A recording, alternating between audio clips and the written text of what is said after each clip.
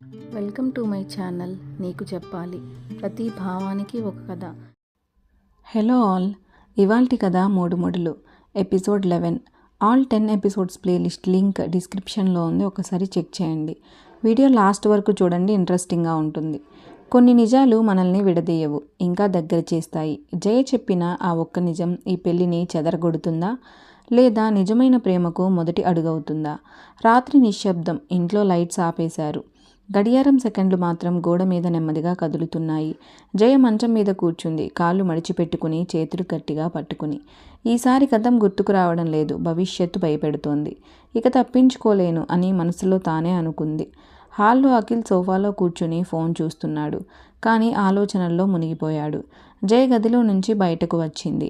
అఖిల్ తలెత్తి చూశాడు. వాళ్ళ కళ్ళ మధ్య చాలా రోజుల తర్వాత సూటిగా ఎదురైన చూపు. ఏమీ మాట్లాడలేదు. ఆ మౌనం ఇప్పుడు ప్రశ్నలా మారింది. అఖిల్. జయ స్వరం కాస్త కంపించింది. అఖిల్ లేచి నిలబడ్డాడు. నువ్వు నన్ను ఏమీ అడగలేదు, కానీ ఇక నేను దాచలేను. ఆ మాటతోనే ఆ గదిలో గాలి బరువైంది. నా గతం గురించి నీకు తెలుసు అనుకున్నావు, కానీ పూర్తిగా నీకు తెలియదు అంటుంది జయ. అఖిల్ కళ్ళు మూసుకున్నాడు. తాను వినబోతున్నది సులభం కాదని అతనికి తెలుసు.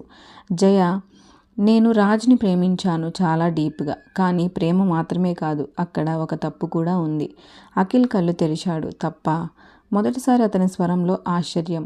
జయ తల వంచింది. నేను రాజ్ని ప్రేమించాను చాలా డీప్గా, కానీ ఆ ప్రేమలో నేను నన్ను కోల్పోయాను. రాజ్కి నాపై ప్రేమ ఉంది, కానీ ఆ ప్రేమలో భయం కూడా ఉంది.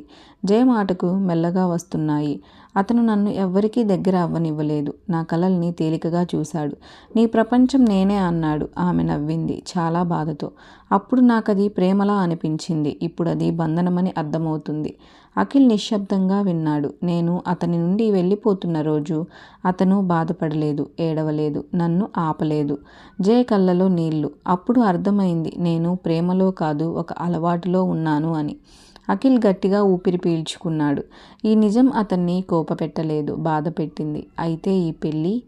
జయ కళ్ళు అతని వైపు చూశాయి. ఈ పెళ్ళి నా తప్పులకు శిక్ష కాదు అఖిల్, కానీ తప్పించుకునే మార్గం కూడా కాదు. ఆమె గొంతు దృఢమైంది. నేను నీ జీవితంలో ఒక అబద్ధంలా ఉండాలనుకోవట్లేదు.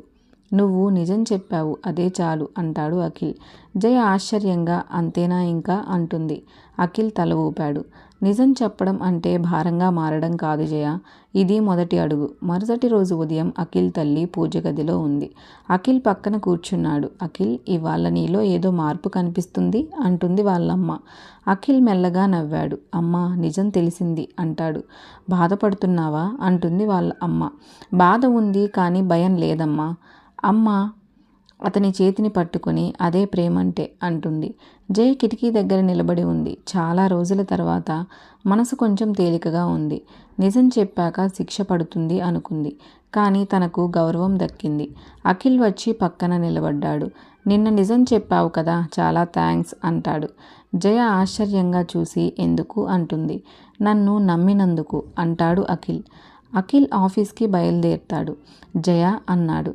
హా, నువ్వు నీ గతాన్ని ఇక్కడ వదిలేయాల్సిన పని లేదు, కానీ అది నీ భవిష్యత్తును నడిపించనివ్వకు.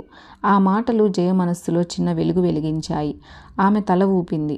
ఈ పెళ్లిలో ఇప్పటి వరకు మౌనం మాట్లాడింది, త్యాగం నిలబడింది. ఇప్పుడు నిజం చోటు చేసుకుంది, కానీ నిజం చెప్పడం సమాధానం కాదు. నిజాన్ని భరించగలగడమే ప్రేమ. మూడు ముడులు మధ్య ఇప్పుడు ఒక కొత్త బంధం మొదలైంది, కానీ ఇంకా ఒక ప్రశ్న మిగిలింది. ఈ నిజం ప్రేమగా మారుతుందా, లేదా విడిపోవడానికి దారితీస్తుందా?